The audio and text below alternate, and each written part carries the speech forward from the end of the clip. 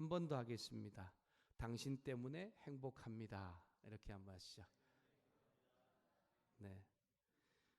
믿음의 본이 되셔서 또 이렇게 3일 기도에 나와 또 함께 기도하는 여러분 때문에 저도 행복합니다.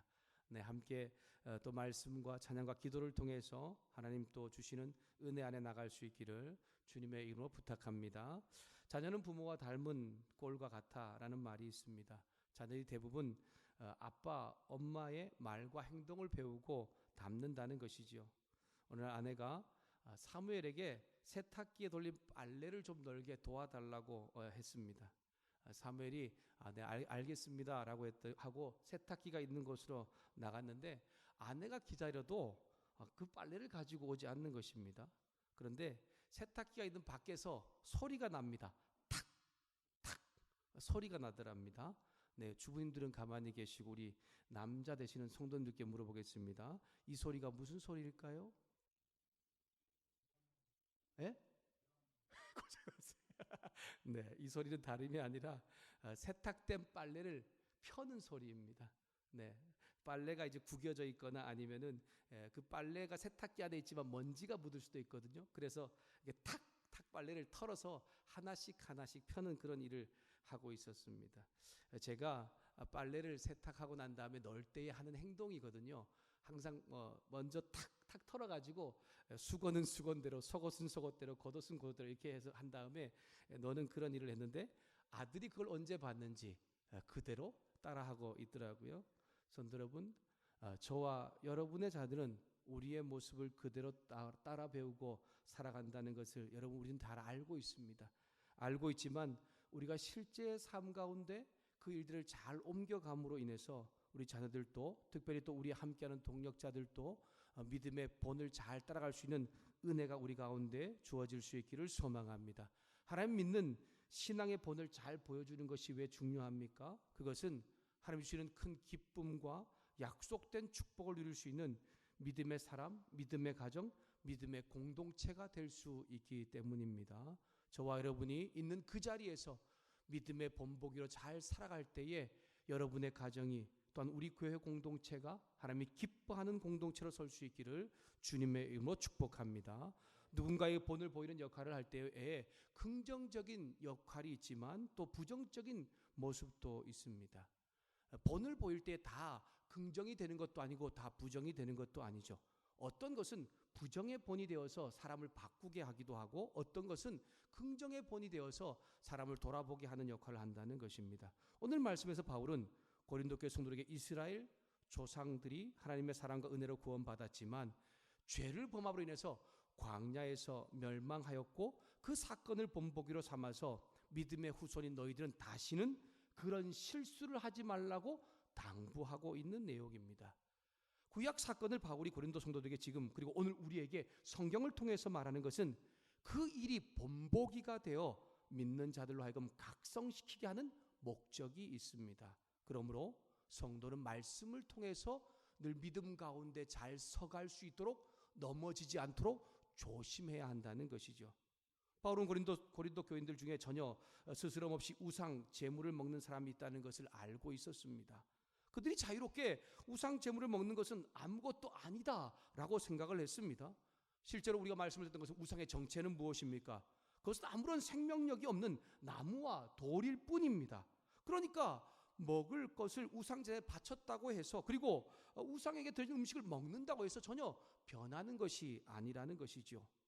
근데 바울은 그렇게 여유를 부리고 있는 고린도 교인들에게 진짜로 그리스도인이 여유 부릴 틈이 있느냐라고 그렇게 질문을 하죠. 구원이라고 하는 것은 마치 달리기라는 선수처럼 주어진 상황에서 계속해서 달려야 골인 지점에 들어갈 수 있기 때문에 그런 식으로 한눈 팔지 말고 여유 부리는 그런 신앙생활을 하지 말고 끝까지 시험과 유혹을 잘 이겨내면서 결승점까지 잘 나아갈 것을 말씀하고 있는 것입니다. 고린도 교인들이 우상 숭배의 문제에 진지하게 다루지 않기 때문에 그들은 하나님께 드린 희생 제물도 아니하게 생각했습니다. 그래서 바울은 자유를 남용하는 문제와 우상 숭배의 문제를 10장에서 다시 한 번 더 언급을 하고 있는 것입니다. 특별히 구약에 출애굽한 이스라엘 백성들이 하나님께 범죄함으로 약속의 땅 가나안에 들어가지 못한 것을 본보기로 삼아서 끝까지 믿음의 경주를 잘 하라고 말씀을 하고 있는 것입니다. 1절부터 4절의 바울은 고린도 교인들에게 구약시대 출애굽 사건을 통해서 매우 중요한 교훈을 지금 주려하고 있습니다. 그러니까 고린도 교인들에게 잘 이 교훈을 들으라고 그렇게 말씀을 아주 간곡한 마음으로 시작을 하고 있죠. 형제들아, 나는 너희가 다 알지 못하기를 원하지 않는다. 부정물을 2번 사용하는 것은 너희가 정말로 잘 알기를 원한다. 정말 이 말씀을 잘 들어서 실제 삶으로 잘 옮겨갔으면 좋겠다라고 그렇게 이야기를 하면서 지금 이제 교훈을 시작하고 있는 것입니다. 10장 1절 하반절에 우리 조상들이 다 구름 아래에 있고 바다 가운데로 지나며 라고 합니다. 여기서 구름 아래에 있었다라는 말은 뜨거운 광야에서 구름 기둥으로 보호받았다라는 말입니다. 하나님께서 애굽에서 탈출한 이스라엘 백성들을 광야 생활을 할 때에 낮에는 구름 기둥으로 밤에는 불 기둥으로 보호하고 인도하셨습니다. 이러한 하나님의 보호와 인도하심으로 홍해 바닷물이 갈라지는 그 놀라운 역사를 이스라엘 백성이 경험하였고, 홍해물이 마치 마른 땅을 지나듯 바다 가운데를 밟고 지나갔습니다. 그래서 보니까 1절 말씀에 바다 가운데로 지나며 라고 그렇게 홍해 바다를 건넜다라고 말하지요. 이 말은 출애굽한 이스라엘의 백성들이 하나님의 보호와 인도하심을 받아서 광야와 홍해를 모두 다 잘 통과했다라는 그런 뜻입니다. 여러분, 이스라엘 역사 가운데 우리가 성경을 통해서 이제 구약의 창세기부터 시작해서 이스라엘 역사를 들었죠. 그들의 역사 가운데 정말 기억에 남는 많은 사건들이 있습니다. 그런데 그들 가운데 가장 뜻깊은 사건을 아마 들으려고 한다면 누가 뭐라고 해도 430년 동안 애굽의 종살이를 하던 그 사건, 그때의 해방된 사건을 들 수가 있을 것입니다. 이 사건은 다른 어떤 역사적인 사건보다 중요한 이유가 뭐냐면 이스라엘이 정말 하나님 백성이라고 하는 그 확증을 얻은 사건이기 때문입니다. 2절에 바울은 이스라엘이 애굽에서 탈출하여 홍해를 건너고 광야를 지난 사건을 세례의식과 관련지어서 이야기하고 있습니다. 구름과 바다에서 세례를 받고 라고 말하고 있지요. 이 말은 출애굽한 이스라엘 백성들이 마치 세례를 받은 것처럼 전체적인 민족적으로 구원을 받았다는 뜻입니다. 바울은 지금 물에 빠졌다가 그리고 살아난 것이 그것을 이제 세례로 그렇게 말하는 것보다는 애굽 사람들도 홍해 바닷물에 빠졌지만 그건 세례 받은 것은 아니죠. 이스라엘이 애굽에서 떠난 이후에 하나님의 인도와 보호 아래서 광야를 지났고 홍해를 통과함으로써 애굽과 이제 이전 세상과 완전히 분리된 것입니다. 그리고 이제 모세와 하나가 된 것이죠. 이스라엘 민족 전체가 모세를 위시해서 하나님의 초자연적인 방법으로 홍해 바다를 건넜습니다. 죽음을 이기고 다시 살아난 것입니다. 결국 애굽에서 탈출하여 홍해를 지난 것을 죽음과 부활을 상징하는 세례에 대한 이야기로 말씀하고 있는 것입니다. 또한 3절과 4절에 바울은 신령한 음식과 신령한 음료를 성찬과 연결시켜서 이야기하고 있습니다. 다 같은 신령한 음식을 먹으며 다 같은 신령한 음료를 마셨으니 라고 합니다. 여기서 신령한 음식은 만나를 가리킵니다. 그리고 또한 신령한 음료는 반석에서 나는 생수를 말합니다. 예수님은 자신을 생명의 떡이라고 하며 영원히 목마르지 않는 물이라고 표현하였죠. 그리고 마지막 날에 제자들과 가진 만찬에서 그것들을 나누어 주었습니다. 신령한 음식과 신령한 음료는 주의 만찬 때 베풀어 주신 주님의 살과 피를 의미하는 것입니다. 그래서 신령한 반석으로부터 마셨으며 그 반석은 곧 그리스도시다 라고 말씀하는 것이죠. 광야 생활하는 동안 이스라엘 백성들이 신령한 반석이신 예수님에 의해서 계속해서 따라 살았다는 것을 이야기하고 있습니다. 4절 말씀에 보니까 아주 우리에게 독특한 말씀 하나를 소개하고 있습니다. 우리 4절을 함께 읽도록 하겠습니다. 함께 읽습니다. 시작. 다 같은 신령한 음료를 마셨으니 이는 그들을 따르는 신령한 반석으로부터 마셨음에 그 반석은 곧 그리스도시니라. 아멘. 신령한 반석으로부터 난 음료를 계속해서 물을 마셨다라고 하는데 그들을 따르는 신령한 반석이라고 말하고 있습니다. 광야 생활 동안에 이 신령한 반석이 계속해서 이스라엘을 따라다녔다라고 그렇게 지금 말하고 있는 것입니다. 그들이 가는 곳마다 반석이 함께했다는 것이죠. 그들이 가는 곳마다 생수를 마실 수 있었던 것은 바로 반석이신 예수님께서 함께 하셨음을 의미하면서 두드리는 곳마다 기적이 일어나게 되었다는 것입니다. 그런데 이스라엘 백성은 그 특권을 생각하지 않고 어려운 일이 있을 때마다 하나님을 원망하고 불평하였습니다. 이제 5절부터 11절에 하나님의 선택을 받은 이스라엘 백성들이 하나님 앞에 불순종했던 모습을 이제 본보기로 우리 가운데 들려주고, 이제 고린도 교회 가운데 또 우리 가운데 들려주고 있습니다. 하나님의 은혜와 사랑으로 이스라엘은 애굽에서 탈출했고 하나님 주신 신령한 음식과 신령한 음료를 먹었지만 광야에서 멸망당한 몇 가지 사건을 본보기로 들려주면서 고린도 성도들을 향해 믿음을 잘 지킬 것을 경고하고 있습니다. 5절입니다. 하나님은 앞선 단락에서 애굽에서 탈출한 이스라엘 백성 전체가 하나님의 완전한 보호와 은혜 아래에 있었음에도 하나님 약속을 믿지 않고 정탐꾼들의 말을 듣고 불순종함으로 멸망당했음을 이야기하고 있습니다. 우리 5절 말씀을 함께 읽어보도록 하겠습니다. 5절 말씀 같이 읽겠습니다. 시작. 그러나 그들의 다수를 하나님이 기뻐하지 아니하셨으므로 그들이 강해서 멸망을 받았느니라. 아멘. 여기 기뻐하지 아니하셨으므로 라고 할 때 이 기뻐하지는 좋게 생각하다, 무엇을 즐거워하다라는 뜻으로 하나님께 스스로 뜻을 이루시는 것에 대한 만족감을 나타내는 표현입니다. 그런데 오늘 보니까 아니하셨으므로라는 부정어가 함께 붙어 있으므로 하나님께서 즐거워하지 않으셨다, 다른 말로 하나님이 싫어하셨다라는 말입니다. 이 단어가 사용되어질 때에, 특별히 죄와 연결되어 쓰여질 때는 하나님께서 선택하신 것을 포기하였을 때에 쓰여지고 있는 것을 볼 수가 있습니다. 하나님이 이스라엘 백성들을 선택하셨는데 그 선택하신 것을 포기했답니다. 왜요? 그들의 죄 때문입니다. 가나안 땅을 눈앞에 둔 가데스 바네아에서 하나님께서 가나안 정탐꾼의 보고를 듣고 불신앙에 빠진, 그래서 자신을 원망하는 이스라엘 향해서 하신 말씀이 있죠. 너희가 나의 싫어 버림을 이제는 알겠다라고 민수기 가운데 고백을 하고 있는 말씀입니다. 하나님을 향한 불순종의 징계로 여호수아 갈렙을 제한 출애굽 1세대는 신령한 식물과 음료를 먹었지만 광야에서 다 죽임을 당했습니다.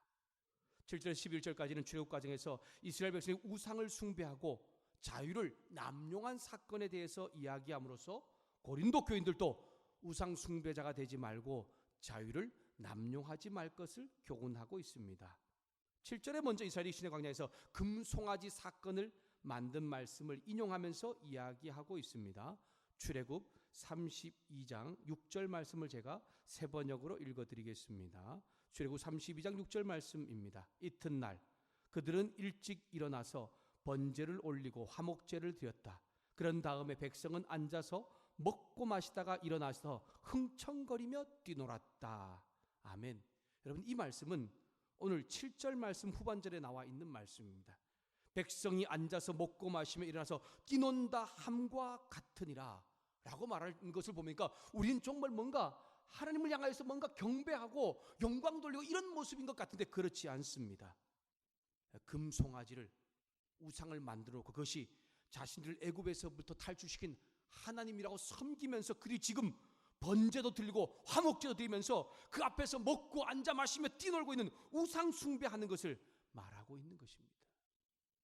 바울은 이 말씀을 근거로 고린도 교인들에게 우상 숭배에 대한 금지를 명령하고 있는 것입니다.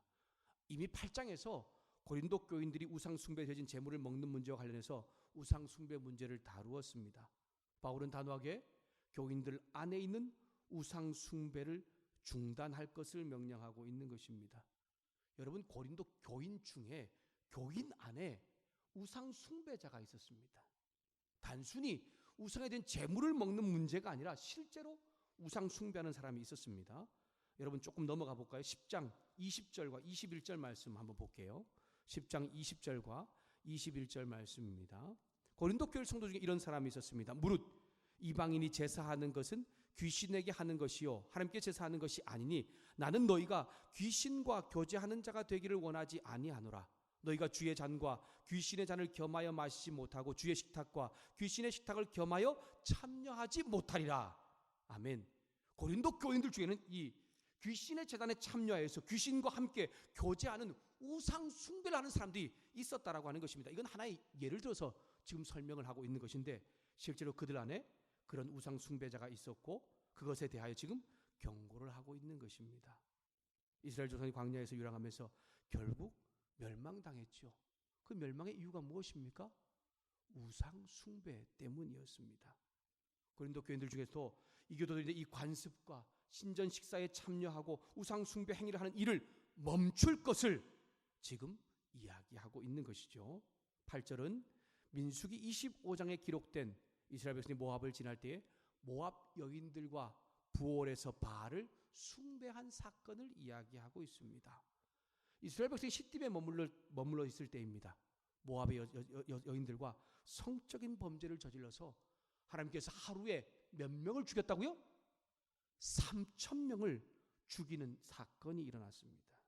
무엇 때문이었습니까? 우상 숭배 때문입니다. 바알에게 제사한다는 것은 바알에게 제사를 한 이후에 그 여사제들과 성적인 관계를 맺고 있는 것을 의미하였지요. 그 일이 실제로 이스라엘 백성들 가운데 있었던 것입니다. 근데 그 일이 고린도 성도들 가운데도 있었습니다. 고린도 사람들은 여신인 비너스를 섬겼습니다. 그들은 비너스 신전에서 열린 축제에 함께 참여했습니다. 그 축제에 참여해서 같이 제사들 드리고 막 그러고 난 다음에 그대로 그 바알 우상에 드렸던 그 음행이, 그 성적인 표현이 그대로 재현되고 있는 것입니다. 바울은 우상 숭배와 음행은 하나님께 큰 죄악이므로 그러한 유혹에 빠지지 말라고, 음행을 저지르지 말라고 강력하게 경고하고 있습니다. 9절은 민수기 21장에 기록된 것으로 하나님 취급한 이스라엘 백성이 광야에서 죽게 만들며 식물도 물도 없고 먹을 것도 없다고 모세와 아론을 원망하다가 하나님 보내신 불뱀에 의해 물려 죽는 사건을 의미하고 있는 것입니다. 그런데 그들은 모세의 기도를 통해서 장대에 매달린 노뱀을 먹어서야 다시 구원을 얻을 수가 있었죠. 과거 이스라엘 백성들이 하나님을 시험했던 것처럼 고린도 교인들 역시 우상 숭배를 하면서 율법에서 해방되었다고 자유를 남용했었습니다. 고린도 교인들도 세례와 성찬을 통해서 하나님의 구원과 은혜와 사랑을 받았다라고 고백을 하지만 더 믿음으로 나아가는 것이 아니라 그 이후에 자신들이 즐기던 쾌락에 탐욕에 빠져 살고 있었던 것입니다. 이 교회 제사에 참여하고 또한 신앙적으로 연약한 교인들이 있음에도 불구하고 그리 시험거리가 됨에도 불구하고 전혀 아랑곳하지 않고 자신들의 고난을 무차별적으로 남용했기 때문에 하나님을 시험하지 말라라고 경고를 하고 있는 것입니다. 바울은 과거 출애굽한 이스라엘에 행한 이 범죄를 통해서 고린도 교회에 지금 교훈을 주고 있지요. 우상 숭배하는 자가 되지 말라, 행음하지 말라, 하나님을 시험하지 말라, 그리고 마지막 10절에 하나님을 원망하지 말라라고 말하고 있습니다. 우리 10절 말씀을 함께 읽도록 하겠습니다. 10절 말씀 같이 읽겠습니다. 시작. 그들 가운데 어떤 사람들이 원망하다가 멸망시키는 자에게 멸망하였나니 너희는 그들과 같이 원망하지 말라. 아멘. 이스라엘의 원망의 이유는 무엇입니까? 불만족 때문입니다. 하나님께서 그들을 지금까지 그들을 인도하고 보호하셨음에도 불구하고 그들은 자신의 삶 가운데 원하는 것이 다 채워지지 않자 불만족이 일어난 것입니다. 오히려 감사를 돌리고 순종하는 것이 마땅함에도 불구하고 자신을 스스로 하나님 자리에 올려놓고 하나님을 판단하고 있는 것입니다.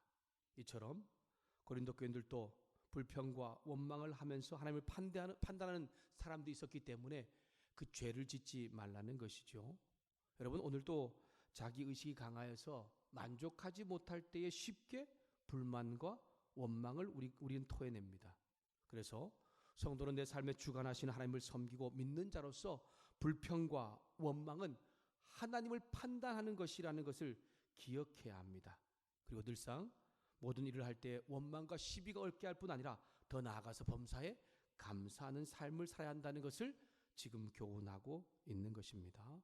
성도 여러분, 바울이 고린도 교인들에게 구약의 사건을 본보기로 삼아서 예수님의 복음으로 그들을 구원하신 하나님의 은혜와 사랑을 잊지 않기를 바라고 있습니다. 또한 은혜를 경험한 백성으로 교만의 위험에서 빠져나오고 실족하지 말 것을 지금 경고하고 있는 것입니다.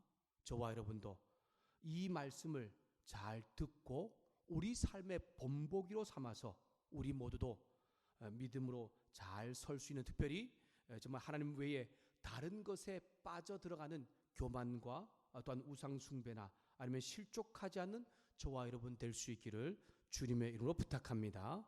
성도 여러분, 6월절 어린 양의 죽음과 출애굽을 통해서 하나님과 새 언약을 맺고 하나님의 백성 된 이스라엘처럼 저와 여러분도 큰 기쁨의 좋은 소식, 즉 복음으로 오신 예수님의 십자가를 믿음으로 새로운 출애굽을 한 이스라엘 백성 같은 하나님 백성이 되었습니다. 애굽에서 구원을 받은 이스라엘이 홍해를 건너고 광야에서 만나와 반석에서 나오는 신령한 물을 마셨듯이 예수를 믿음으로 고백한 저와 여러분도 세례를 받고 성찬과 떡과 잔을 마시면서 구원의 은혜를 기억하고 누리게 되었습니다. 그 사랑과 은혜를 망각하지 않고 살아가는 저와 여러분 될 수 있기를 주님의 이름으로 부탁합니다. 사랑과 은혜를 망각하면 애굽에서 구원받았지만 광야에서 이스라엘이 우상 숭배를 하고 행음을 하고 하나님을 판단하고 원망함으로 결국 멸망당했듯이 저와 여러분도 심판의 대상이 될 수 있다는 것을 기억해야 합니다. 6절과 11절에 본복이라는 단어가 2번 반복되고 있습니다. 이 본복이라고 하는 단어는 거울을 뜻하기도 하고 혹은 못자국 또는 맞아서 낸 자국을 의미하기도 합니다. 여러분, 우리가 누군가 친구들과 이제 어떤 우리 자녀들이 친구와 막 싸움을 하죠. 그래서 그 어떤 친구가 어떤 친구를 때렸는데 얼굴에 이제 때리는 거예요. 그 다음에 얼굴에 뭐가 남죠? 멍이 남죠. 멍. 네, 이게 바로 지금 오늘 이 말씀에 나오는 본보기라고 하는 이 단어입니다. 맞아서 난 흔적 또는 못자국 또는 거울을 의미합니다. 이스라엘 백성의 실패를 교훈 삼아서 현재 고린도 교인들과 오늘 저와 여러분의 마음에 지워지지 않을 흔적을 만들어 놓으라고 지금 강력한 메시지를 바울은 우리 가운데 전하고 있는 것입니다. 과거 이스라엘이 하나님의 특별한 은혜와 사랑으로 애굽에서 구원을 받았습니다. 하지만 죄를 범함으로 약속의 땅 가나안에 들어가지 못했지요. 그와 같이 고린도 교인들과 오늘 저와 여러분도 과거 이 조상들의 그 실패를 답습하지 말고 우리가 하나님을 온전히 순종하고 믿고 나아감으로 해서 멸망해서 하나님 약속된 축복으로 나아가라고 말씀하고 있는 것입니다. 고린도 교인들 스스로 믿음이 강한 자라고 생각하는 사람들이 있었습니다. 자신들이 이미 세례를 받고 성찬에 참여하고 있기 때문에 어떻게 살아도 우리는 구원에는 아무런 문제가 없다라고 믿었습니다. 그러니 자유롭게 우상 숭배 예식이나 음란한 축제에 참여해야 된다고 주장한 바로 쾌락주의에 빠진 사람들입니다. 하지만 오늘 이 말씀을 통해 우리 가운데 들려주죠. 이런 방종은 황금 송아지를 만들어 놓고 하나님의 이름을 부르며 경배했던 이스라엘처럼 하나님을 모독하는 죄입니다. 그러므로 광야의 실패와 멸망을 본보기로 삼아서 저와 여러분을 잘 살피고 돌아봄으로 인하여서 하나님 외에 다른 것에 빠지지 않는 우리의 삶이 될 수 있기를 주님의 이름으로 부탁합니다. 사랑하는 여러분, 죄를 은근히 즐기면서 하나님과 친밀한 교제를 할 수 없습니다. 여러분, 죄를 버리지 않고 하나님의 심판을 피할 길이 없다는 것을 우리는 기억해야 합니다. 아무리 하나님 말씀을 내가 들어도 내 삶의 변화가 없는 이유가 무엇입니까? 그 이유는 명확합니다. 하나님 말씀이 나와 상관이 없기 때문입니다. 말씀이 정말 나와 상관이 있다면, 내가 정말 하나님과 상관이 있다면 말씀이 삶 가운데 주어질 때에 그 말씀대로 살아가기 때문에 내 삶 가운데는 변화가 있을 수밖에 없는 것이지요. 여러분, 우리가 말씀을 들을 때 그 말씀을 통해서 우리의 삶이 변화되는 그 놀라운 기적 같은 역사도 경험할 수 있기를 주님의 이름으로 다시 한 번 더 부탁드립니다. 우리 12절과 13절 말씀을 우리 마지막으로 함께 한 번 더 읽어보도록 하겠습니다. 12절과 13절 말씀, 고린도전서 10장 12절과 13절입니다. 함께 읽습니다. 시작. 그런즉 선줄로 생각하는 자는 넘어질까 조심하라. 사람이 감당할 시험 밖에는 너희가 당한 것이 없나니 오직 하나님은 미쁘사 너희가 감당하지 못할 시험 당함을 허락하지 아니하시고 시험 당할 즈음에 또한 피할 길을 내사 너희로 능히 감당하게 하시느니라. 아멘. 네, 선줄로라고 하는 단어는 이미 완전하게 서 있는 상태를 의미합니다. 신앙에 아무런 흠이 없고 온전하다는 뜻이지요. 고린도 교인들 중에 스스로 그렇게 생각하는 사람도 있었습니다. 스스로 구원에 있어 난 안전하다, 나는 정말 아무렇지도 않다라고 생각하는 사람들을 말하고 있는 것입니다. 여러분, 믿음이 없는 사람은 넘어지면 믿음이 없으니까 넘어졌구나 이렇게 생각하죠. 그래서 이해가 됩니다. 그런데 믿음이 있다고 자칭 말하는 사람들이 넘어질 때에 참 문제가 많이 생기게 되는 것을 볼 수가 있죠. 여러분, 교회 내에서 믿음이 없는 사람이 시험 들 때가 많이 있습니까? 아니면 믿음이 있다고 말하는 분들이 시험 들 때가 많이 있습니까? 제가 볼 때는 믿음이 좋다라고 하는 사람들이 시험 들 때가 더 많이 있는 것 같습니다. 교회 일을 많이 하면 시험이 더 많이 드는 이유가 무엇입니까? 물론 믿음의 공동체가 하나님 뜻 가운데 바로 서가면은 그렇지 않겠죠. 하지만 우리가 정말 믿음 안에 바로 서지 못할 때에 교회 일을 하면서 우리 자신 스스로가 시험이 들 수가 있습니다. 그래서 조심해야 합니다. 직분을 가지신 분들이라든가 아니면 어쩌면 목사인 제가 또 더 정말 조심해야 될 것이고, 아니면 앞서서 인도하는 분, 앞서서 무엇인가를 하는 분은 더 조심해야 합니다. 믿음이 있으니까 우리는 사역자가 되고 직분자가 되고 리더가 되었습니다. 열심과 열정을 인정합니다. 하나님도 그것을 인정합니다. 하지만 우리는 어느 순간인가 하나님의 인정으로 끝나지 않고 보이지 않는 하나님보다는 보이는 사람에게 인정받고 싶어 합니다. 그러다 보면 어느 순간에 더 우리만이 실족하게 되고 넘어질 가능성을 많이 가지게 되는 것입니다. 그래서 우리 13절 말씀에 우리에게 믿음의 말씀을 주시죠. 바울이 전제하고 있는 것은 무엇입니까? 믿음이 강하든 약하든 시험이 있다, 유혹이 있다 라고 하는 것입니다. 믿음이 있기 때문에 항상 유혹과 시험이 전제되고 있다는 것입니다. 어쩌면 제가 늘 얘기하고 있는 것처럼 내가 시험이 없고 내가 고난이 없고 내가 정말 무엇인가 유혹당하지 않는다면 어쩌면 우리의 신앙을 다시 한 번 더 돌아보아야 할 것입니다. 시험과 유혹을 아예 안 주시면 안 됩니까? 라고 그렇게 말하고 싶지만 그것은 아닌 것 같습니다. 왜냐하면 하나님이 없는 이 세상 가운데 살아갈 때에 하나님이 없기 때문에 우리에게 믿음 때문에 주어지는 시험과 유혹과 고난이 있기 때문이죠. 감사한 것은 하나님의 통치 아래 있을 때에 우리 가운데 그 시험과 유혹 가운데 고난 가운데 피할 길을 주신다는 것입니다. 감당하지 못할 시험도 허락하지 않으시고 시험 당할 즈음에 피할 길도 주시며 능히 시험을 감당해 하신다는 이 놀라운 말씀이 저와 여러분의 삶 가운데 잘 기억되어져서 정말 믿음의 어려움과 힘겨운 가운 싸움 가운데 있을 때에 또는 시험과 고난 가운데 있을 때에도 믿음을 잘 살려내어 이길 수 있는 믿음의 본보기를 보일 수 있는 저와 여러분 될 수 있기를 주님의 이름으로 부탁합니다. 하나님은 저와 여러분에게 감당하지 못할 시험은 주지 않으십니다. 시험 당하는 사람들은 너무 힘들고 어렵습니다. 그래서 감당할 수 없을 것 같습니다. 잠시 그런 생각을 가질 수 있지만 우리에게 정말 하나님 믿는 믿음이 있다면 하나님께서 분명히 그 시험을 이겨내기도 하시고 피할 길도 주시는 분의 것을 믿고 의지함으로 어떤 고난과 역경 속에서도 믿음의 역사를 만들어가는 저와 여러분, 믿음의 본을 보일 수 있는 저와 여러분 되어서 함께하는 가족들과 공동체 가운데 믿음의 선한 역사를 일으킬 수 있기를 주님의 이름으로 축복합니다. 말씀을 마무리합니다. 신앙생활 가운데 자주 유혹을 당하면서 유혹인지 모르며 살 때가 있습니다. 여러분, 유혹인지 알면 도움을 구하고 그 유혹에서 빠져나올 수 있는데 유혹인지 모르면서 그냥 아무렇지도 않게 자연스럽게 흘러가는 것이 더 위험합니다. 왜냐하면 그냥 흘러가는 데 빠지게 되면 돌이킬 방법이 없기 때문에 그렇습니다. 내가 믿음이 있기 때문에 항상 시험과 유혹에 빠질 수 있다는 경각심을 가지고 신앙생활의 본보기로 잘 사는 저와 여러분 될 수 있기를 주님의 이름으로 부탁합니다. 시험은 누구나 어렵습니다. 다른 사람이 보기에 쉬워 보여도 당사에는 어려운 것입니다. 그래서 자신의 한계를 느낄 수 있습니다.